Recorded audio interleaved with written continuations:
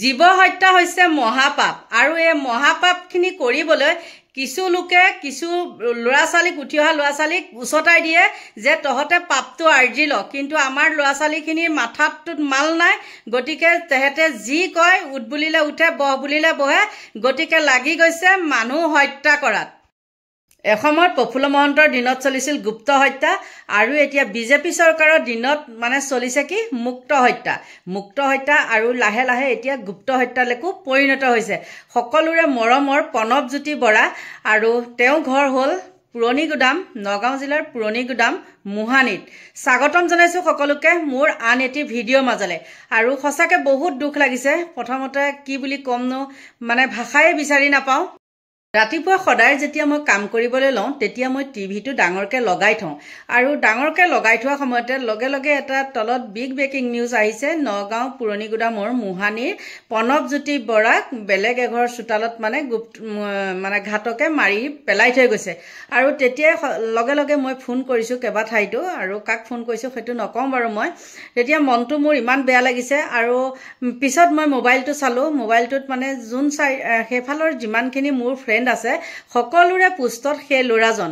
আৰু আপোনালোকেও চাগে নিশ্চয় পাইছেই মই যিজন ল'ৰাৰ কথা কৈছোঁ। আৰু মই নিউজটো কেতিয়াও লগাই নিদিওঁ। মই থাম্বনেইলত যিজন লগাই দিছোঁ ল'ৰা সেইজনেই হয়। পাছত সকলোকে সুধি পুছি মই গম পালোঁ ল'ৰাজন কংগ্ৰেছৰ একদম সক্ৰিয় কৰ্মী। বহুত ভাল ল'ৰা আছিলে আৰু মানুহক বোলে তেওঁ বহুত সহায় কৰে আৰু ৰকিবুলৰ লগত তেওঁ বহুত ঘনিষ্ঠ সম্পৰ্ক।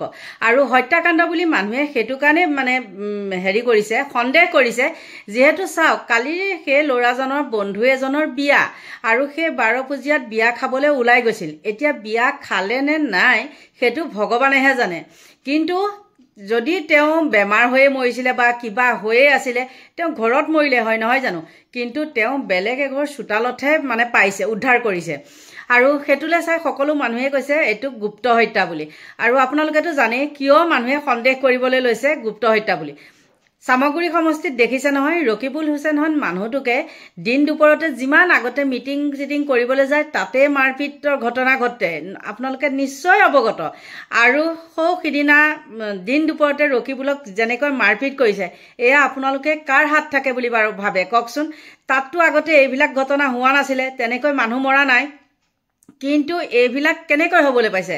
ইয়াৰ আঁৰত নিশ্চয় ৰাজনীতিৰে চাল আছে মই ভাবোঁ দেই। কাৰণ ল'ৰাটো এইবিলাক ক্ষেত্ৰত বহুত ওতঃপ্ৰোতভাৱে জড়িত আৰু ছ'চিয়েল মিডিয়াটোত তেওঁ বহুত এক্টিভ। গতিকে তেওঁক এয়া হয়তো কি বুলি ক'ম এতিয়া, আখেজ পুৰাইছে। এই শত্ৰুসকলে তেওঁ হৈ পেলাই সেইবিলাক আখেজ পৰাইছে আৰু বাটৰ পৰা কাটা গুচোৱা দি তেওঁক মাৰি পেলাই বেলেগৰ চোতালত পেলাই থৈ গৈছে। সঁচাকৈ বহুত দুখ লাগিছে। উঠি অহা ল'ৰা 30-35 বছৰীয়া ল'ৰা নহয় জানো? আৰু সেই মাকগৰাকীয়ে যেনেকৈ হিয়া ঠাকুৰি কান্দি আছে, সঁচাকৈ এগৰাকী মাকেহে জানে এটা সন্তান জন্ম দিওঁতে কিমান কষ্ট বা লালন পালন কৰোঁতে কিমান কষ্ট। বাপেকজনে অকল টকা পইচা ঘটি দিয়ে বা যা যোগাৰ কৰি দিয়ে নহয়নে? কিন্তু সম্পূৰ্ণ সেই ল'ৰাই হওক বা ছোৱালীয়ে হওক সন্তানক মুঠতে ডাঙৰ কৰা দায়িত্ব মাকৰে নহয়নে বাৰু? ইমান সুন্দৰ ল'ৰাজনক কোনটো সুস্থ মগজেৰে বাৰু তাক তেনেকৈ মাৰি পেলাইছে কওকচোন? ৰাজনীতি কৰক, সকলোৱে ৰাজনীতি কৰক নহয় জানো? সকলোৰে অধিকাৰ আছে ৰাজনীতি কৰা, কিন্তু ইমানখিনিলৈকো যাবগৈ নাপায়। আপোনালোকে নিজৰ নিজৰ মাজত তেনেকৈ যে কাজিয়া লাগি আছে, আপোনালোকে ভাবে নেকি যে মন্ত্ৰী MLA বিলাকে খুব ইটোৱে সিটোক গালি পাৰি আছে, তেওঁলোকৰ মাজত কিবা বেয়া পোৱাপুৰি আছে বা কিবা আছে? এতিয়া গালি পৰাপৰি কৰি আছে, পিছ মুহূৰ্ততে তেওঁলোকে একেখন থালতে ভাত খাই আছে। কিন্তু আপুনি মই কাজিয়া কৰি পেলাই এনে মানুহক দেখাই পেলাই মৰিছোঁ নাইতো তাৰ আখেজ পুৰাবলৈ গৈ ইটোৱে সিটোক হত্যা কৰিছে নহয়নে বাৰু? হত্যা কৰি পালে কি? ল'ৰাজনৰ সেই মাকগৰাকী বুকুখন সুদা কৰিলে নহয় জানো?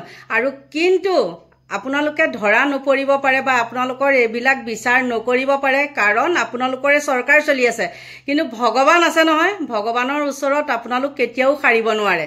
মনত ৰাখিব, মানুহ মাৰিলে সেই মানুহৰ হাততে আকৌ সেইজন মৃত্যু হয়। যোনে মাৰে তেওঁ আকৌ মানুহৰ হাততেই মৰে।